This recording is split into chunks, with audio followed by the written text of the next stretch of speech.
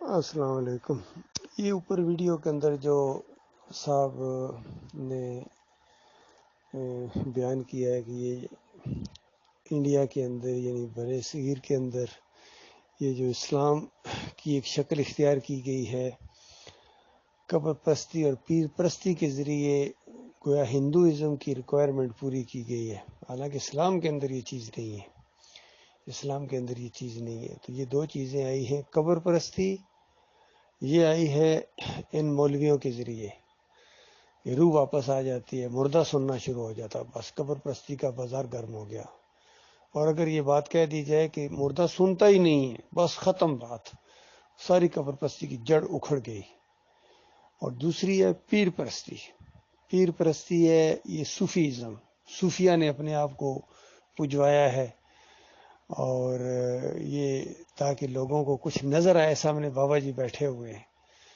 جس طرح شاہ ولی اللہ نے کہا کہ ایک جماعت آئی میرے والد صاحب کے پاس، تھوڑی دیر کے لیے رکی، اور والد صاحب نے پوچھا شاہ عبد الرحیم نے کہ کہاں جا رہے ہو؟ انہوں نے کہا بھائی اللہ کی تلاش میں جا رہے ہیں، اللہ کو ڈھونڈنے جا رہے ہیں۔ یعنی یہ بات اس انداز سے بھی ہو سکتی ہے کہ دین سیکھنے جا رہے ہیں، فہم حاصل کرنے جا رہے ہیں۔ تو ان کا اچھا میں بھی چلتا ہوں تمہارے ساتھ۔ تو ان کا چلیے، آگے گئے، نماز کا وقت ہو گیا۔ تو انہوں نے کہا یہ بزرگ صاحب ہیں، دیندار ہیں، ان کو آگے کرتے ہیں جماعت کرانے کے لیے۔ تو شاہ ولی اللہ صاحب کہتے ہیں کہ میرے والد صاحب نے جماعت کرائی، اور جس طرح جماعت کے بعد امام صاحب منہ پیچھے کر کے بیٹھتے ہیں لوگوں کی طرف، تو اسی طرح گھومے بیٹھے اور کہا کہاں جا رہے تھے؟ تو انہوں نے پھر وہی بات جو ان کے دل میں تھی، جس وجہ سے وہ سفر کر رہے تھے کہ کہیں دین کی تلاش ہو آگے پیچھے، تو انہوں نے کہا اللہ کی تلاش میں ہم نکلے بھائی۔ تو شاہ ولی اللہ صاحب کہتے ہیں کہ میرے والد شاہ عبد الرحیم صاحب نے کہا تمہارے سامنے تو بیٹھا ہوا ہے، اور کہاں جا رہے ہو؟ تو اصل میں یہ چیز دماغوں کے اندر ایسی بسائی گئی ہے اس انداز سے، شیطانی طریقے سے، کہ اس کے بعد پھر عقیدے یہ بن گئے کہ سامنے پیر صاحب بیٹھے ہوئے ہیں۔ یہ مت سمجھو کہ پیر صاحب سامنے بیٹھے ہوئے، کوئی پتہ نہیں ہے بیت اللہ میں نماز پڑھ رہے ہوں، کہیں یہ مدینے میں نہ ہوں، اور سامنے اگر بیٹھے ہوئے بالکل نماز پڑھتے آپ کو نہیں نظر آ رہے ہیں، تو مت سمجھو کہ یہ بے نمازی ہے۔ بالکل پریکٹیکلی یہ واقعہ یقین کرے، ہمارے اپنے گاؤں میں یہ پیش آیا۔ ایک پیر وہاں آیا کرتا تھا، زمان شاہ، کافی عمر کے بھی تھے، تو ہم لوگ یہی سمجھتے تھے یہی اللہ والے ہیں۔ تو ایک صاحب بتاتے ہیں ان کے پاس وہاں ان کے بیٹھک تھی، وہ وہاں سے ذرا چکر لگا کے گاؤں کی طرف آ رہے تھے، تو سامنے ایک جنازہ بالکل تیار تھا، جس طرح جنازہ لوگ پڑھنے کے لیے تیار ہوتے ہیں، بھیڑ ہوتی ہے۔ تو وہ کافی فاصلے پر تھا، جنازے والے لوگوں نے اس کو نہیں دیکھا، دور سے ہی پتہ چل جاتا ہے فلاں جنازہ، وہ بالکل راستے میں اس کو بنا ادھر ادھر بھی نہیں ہو سکتا۔ تو وہ صاحب بتاتے ہیں کہ پیر صاحب ادھر ہی رک گئے، آگے نہیں آئے، یعنی جنازہ نہیں پڑا لوگوں کے ساتھ مل کے، بلکہ ادھر سے پھر واپس ہو گئے جہاں سے ان کا ٹھکانہ تھا، ادھر ہی کہتے ہیں ادھر ہی چلتے ہیں بعد میں آئیں گے، اس طرح۔ اور پھر جب وہاں اپنے ٹھکانے پر پہنچے تو کہتے ہیں مجھے کہتے ہیں میں نے جنازہ پڑھا ہے نا؟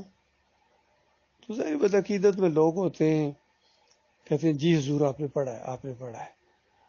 تو بعد میں جب اس کو کوئی دینی کی تھوڑی سی سمجھ آئی تو اس وقت کہتے ہیں مار میں تو یعنی جب نہیں پڑھا ہے تو نہیں پڑھا ہے، تو جب نہیں پڑھا تو پڑھا کیسے ہے؟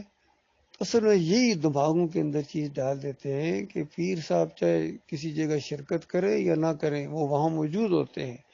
حتیٰ کہ یہاں تک عقیدہ بنا دیا گیا کہ پیر صاحب اپنے مرید کی گھر میں بھی، جہاں کتنے ایسے مرید ہیں، یقین کیجیے ایک پلنگ بچھا کے بالکل اس کے اوپر کوئی نہیں لیٹتا، مقدس پلنگ ہوتا ہے، اور عقیدہ یہ ہے کہ یہاں ہمارے پیر صاحب آ کے لیٹتے ہیں، چاہے نظر نہ آ رہے ہوں تب کیا ہے، آتے تو ہیں۔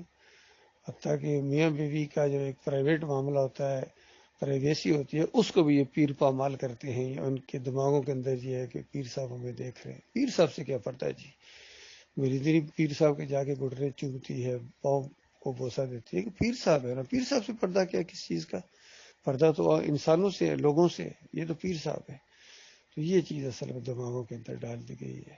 صوفیوں کے ذریعے یہ پیری بریدی آئی ہے، اور مولویوں کے ذریعے یہ، چاہے بڑی بڑی پگڑیاں ہوں، بڑے بڑے نام ہیں ان کے جنہوں نے یہ عقیدے دیے ہیں، احمد ابن حنبل، انہوں نے یہ عقیدہ دیا ہے کہ روح قبر کے اندر دوسرے دن لوٹ آتی ہے، مردہ زندہ ہو جاتا ہے۔ پھر ابن قیم، ابن تیمیہ اور ابن حجر عسقلانی اور ان سارے مسلک پرستوں نے اسی عقیدے کو پروموٹ کیا ہے۔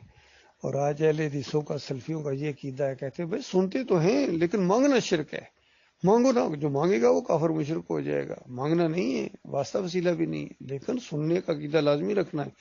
سننے کا عقیدہ اگر تم نے نہیں رکھا تو پھر تم قرآن کے انکاری ہو، پھر تم بے دین ہو۔ دیکھیے کیسا شیطان کا وار ہوا، حالانکہ قرآن سننے کے عقیدے کو شرک کہتا ہے۔ سورہ فاطر پڑھیں، اللہ تعالیٰ فرماتا ہے اگر تم ان کو پکارو یہ نہیں سنتے ہیں، اللہ بتا رہا نہیں سنتے ہیں۔ کتنی بڑی بات اللہ تعالیٰ نے بتا دی، نہیں سنتے۔ اور بالفرض تم کہو سنتے سنتے سنتے، اگر سن بھی لینا کبھی، یعنی جس طرح تمہاری بات اگر ان کو پہنچا بھی دی جائے بالفرض، یہ سمجھانے کے لیے، حالانکہ نہیں پہنچتی ہے، نہیں وہ سنتے ہیں، لیکن بالفرض تمہاری بات ان تک پہنچا بھی دے، تمہارا فلاں بندہ تمہیں پکار رہا ہے، تو ان کے اندر وہ طاقت ہی نہیں ہے، وہ صلاحیت ہی نہیں ہے تمہاری آ کے مشکل کشائی اور حاجت روائی کریں۔